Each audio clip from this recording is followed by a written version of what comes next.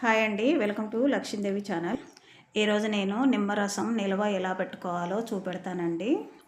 మనకు ఎండాకాలంలో నిమ్మకాయలు దొరకవు, దొరికిన రేట్ ఎక్కువ ఉంటుంది కదండి. అలాంటి టైంలో యూజ్ చేసుకోవడానికి నేను చూపించుతాను. ముందుగా మనకు జనవరిలో కానీ డిసెంబర్లో మనకు నిమ్మకాయలు చాలా తక్కువ రేటుకు దొరుకుతాయండి. మనకు ఇంట్లో చెట్లు ఉన్నప్పుడైనా కానీ ఇలా చేసి పెట్టుకోవచ్చు. ఇంట్లో చెట్లను హైదరాబాద్లలో అటు సిటీలో ఉన్న వాళ్ళకి కొంచెం ఇలాంటివి దొరకవు కదండి. వాళ్ళు వాడుకోవటానికి, ఆఫీస్కి వెళ్ళటానికి ఇలా పెట్టుకుంటే వాళ్ళకి మంచిగా ఉపయోగపడుతుందండి. ముందుగా కాయలు తీసుకొని శుభ్రంగా కడిగి తడి లేకుండా తుడుచుకొని నిమ్మరసం ఒక బౌల్లో పిండుకోవాలండి. పిండుకొని మనం గాజు బాటిల్ కానీ ప్లాస్టిక్ బాటిల్ కానీ నిలవ పెట్టుకోవాలండి. స్టీల్ డబ్బాలలో అయితే పెట్టవద్దు. ఇలా వడగట్టండి. ఏదైనా గింజలు కింద పడేది ఉంటే ఆ గింజలు తీసేయండి వడగట్టుకొని.